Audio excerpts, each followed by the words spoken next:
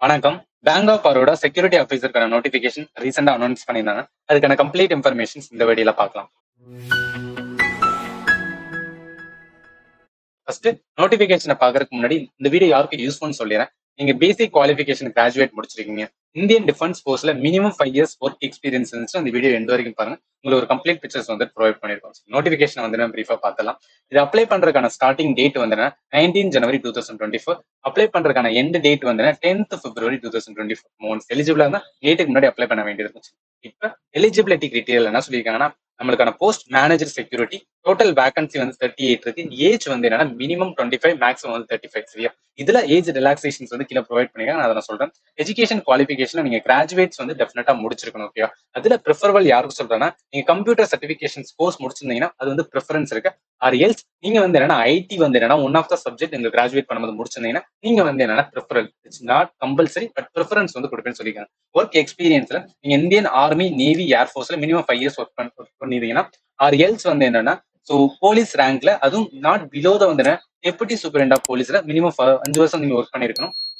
இது இல்ல அப்படின்னு பாத்தீங்கன்னா, நீங்க சிஏபிஎஃப்ல வந்து அசிஸ்டன்ட் கமாண்டன்ட் போஸ்ட்டுக்கான இதை வந்து மினிமம் 5 இயர்ஸ் வந்து ஒர்க் பண்ணிருக்கணும். இந்த மூணுல ஏதாவது ஒண்ணு வந்து நீங்க பண்ணிருந்தீங்க அப்படின்னு பார்த்தீங்கன்னா நீங்க வந்து எலிஜிபிள் டு அப்படின்னு சொல்லியிருக்கணும்.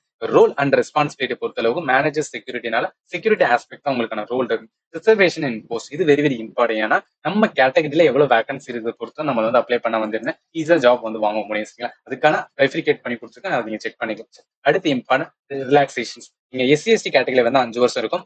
ஓபிசி கேட்டகரியில வந்தீங்கன்னா அது 3 வருஷம் இருக்கும்.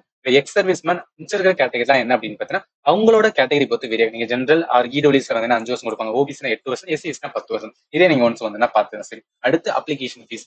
அதாவது என்ன 600 பிளஸ் வந்து அப்ளிகேஷன் டாக்ஸ் யார் பே பண்ணணும்னா general category, EWS and OBC category. 100 for வந்து எஸ்சி அண்ட் உமன் வந்து என்ன பே பண்ண வேண்டியது இருக்கும். அடுத்து லொகேஷன் ஆஃப் போஸ்டிங் வந்து என்னன்னா அந்த பேங்க் ஆஃப் பரோட எங்கெல்லாம் வந்து என்ன ரெக்ரூட்மெண்ட் இருக்கோ அந்த இடத்துல நீங்க வந்து என்னன்னா நீங்க வந்து ஒர்க் பண்ண வேண்டியிருக்கும். ஸ்கேல் ஆஃப் பே வந்து என்னன்னா இங்க கொடுத்துருக்காங்க. மினிமம் வந்து என்ன அப்படின்னு பார்த்தா 48 பிளஸ் கிட்ட இருக்கும். ஸோ மேக்ஸிமம் எவ்வளவு போலாம் 69 பிளஸ் வரைக்கும் வந்து போலாம் அப்படின்னு சொல்லியிருக்காங்க. இதோட நிறைய அலவன்சஸ் வந்து என்னன்னா வந்துட்டு இருக்கும். அடுத்து இம்பார்ட்டன்ட் ப்ரொபேஷன்ஸ் பீரியட். மினிமம் வந்து என்ன அப்படின்னா பீரியட் 12 months வந்து ஒரு ப்ரொபேஷன்ஸ் பீரியட். இதுக்கு சர்வீஸ் பாண்டுமே கொடுத்துருக்காங்க. அதை நீங்க கம்பல்சரி பாத்துங்க. ஏன்னா மேண்டேட்டரி வந்து என்னன்னா சொல்லியிருக்காங்க. அப்படி இல்லையா நீங்க வந்து என்ன ஒரு லம்சம் அமௌண்ட் வந்து கொடுத்து தான் வந்து அந்த வேலையில வந்து டிசைன் பண்ண வேண்டியது இருக்கு. அடுத்து எலிஜிபிலிட்டி பார்த்தது. இப்ப நமக்கு என்ன பார்க்க வேண்டியதா செலக்ஷன் ப்ராசஸ் எந்த மாதிரி இருக்கும். ஸோ ஃபர்ஸ்ட் என்ன சொல்லுவாங்கன்னா ஆன்லைன் டெஸ்ட் நடக்கும். அடுத்து வந்து குரூப் டிஸ்கஷன், அடுத்து வந்து இன்டர்வியூ நடக்கும். Okay. So online test, group interview ரெண்டுமே வந்து என்ன அப்படின்னு பார்த்தீங்கன்னா அவங்க வந்து என்ன டிசைட் பண்ண வேண்டியது. பேங்கோக்கரோட அட்மினிஸ்ட்ரேஷன்ஸ் உங்களுக்கு தேவையான வந்து என்ன ப்ரிப்பேர் பண்ணிக்கிறோம். அதுக்கேற்றாப்புல தான் வந்து எக்ஸாம் எல்லாம் இருக்கும். இது முடிஞ்சதுக்கு அப்புறம் வந்து என்னன்னா ஃபைனல் மெரிட் லிஸ்ட் வரும். ஸோ அதுக்கப்புறம் வந்து என்னன்னா உங்களுக்கான வந்து என்னன்னா